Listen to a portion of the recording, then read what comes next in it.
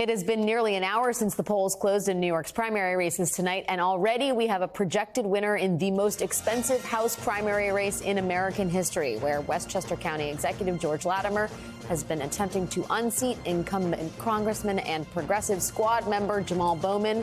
NBC News can now project George Latimer as the projected winner. Steve, what can you tell us about the numbers and how they may have changed since we talked to you about this just a second ago? Yeah, we were just talking a minute ago about the basic divide in this district between the much smaller in terms of population slice of the Bronx that's in it. That's where Jamal Bowman is getting about 84% of the vote right now. But the vast majority of this district is up here in Westchester County, suburbs of New York City, some small cities in here as well. And this is where George Latimer is the county executive.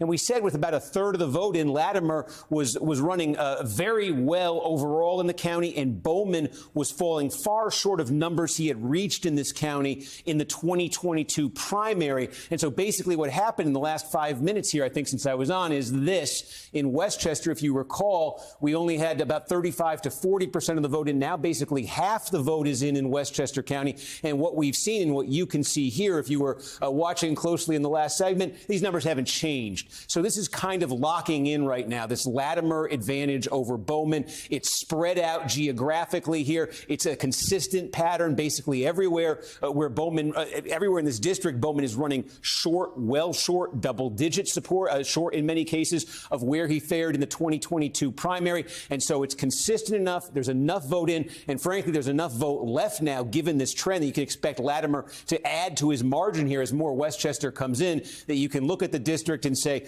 Bowman's not getting many more votes out of the Bronx. Latimer is out of Westchester County. Latimer already is ahead by almost 5,000 votes, 10 points district-wide. And so now, as we inch over the 50% mark district-wide, NBC projects that George Latimer has defeated incumbent Representative Jamal Bowman. It will make Bowman the third House member to lose a primary, pending that Bob Good result in Virginia, the third House member to lose a primary this cycle. You know, Steve, I'm reminded of Bowman's sort of polling deficit going into the 2020 election, where he was running behind Eliot Engel, the longtime congressman, by 19 points, and then went on to defeat Engel by, I think, 14 points.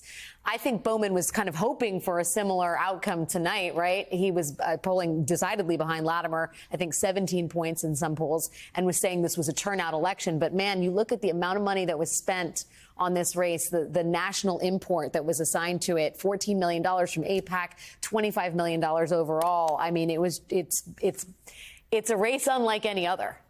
No, absolutely. And again, the division in this district, there's that money that's come in. And obviously, it's a huge story here, just the fact of the cost of this race and the question of what impact that had. Though I would say before the money was spent in this race, Bowman's problems were clear here. As I said, in 2022, he didn't have a single primary opponent. So if you look on paper, Bowman had a pretty easy time surviving his primary in 2022.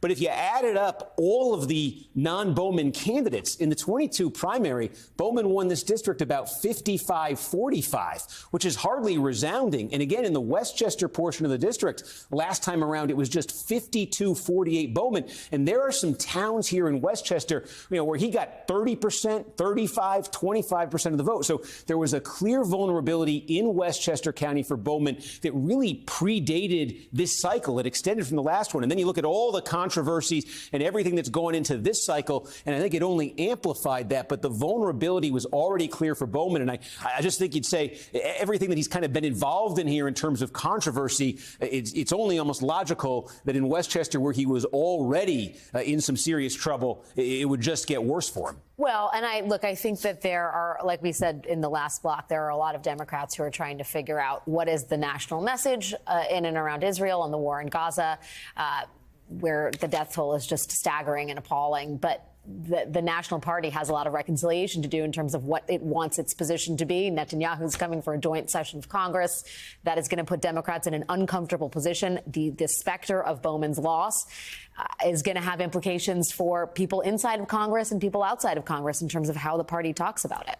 Yeah, and again, there's the question of the issue itself. There's also the question of just, there's this new breed of a member of Congress, it seems, who, sort of gravitates towards social media, towards some sort of provocative antics on social media. I think he might have been part of that as well. Question of how that goes over with voters in any congressional district. Obviously, the whole issue with pulling that fire alarm, and did that alone cause people to look at Bowman and say, I'm not so sure this should be our representative in Congress. So, a lot of things were kind of going on here. Besides, obviously, the issue you're describing there is a huge one. And again, the effort that went in nationally into this race is something you really haven't seen anywhere else. But it's a fascinating story here, because if you looked inside these numbers a couple years ago, you could see trouble coming for Jamal Bowman. And frankly, he does have a base in the district. But again, that overwhelming Bowman base is such a small part of the district, just in terms of the population balance. He had a real problem in Westchester, and there really just was no way. Once that problem got worse, there was no way out of the Bronx that he was going to get enough votes, to overcome that.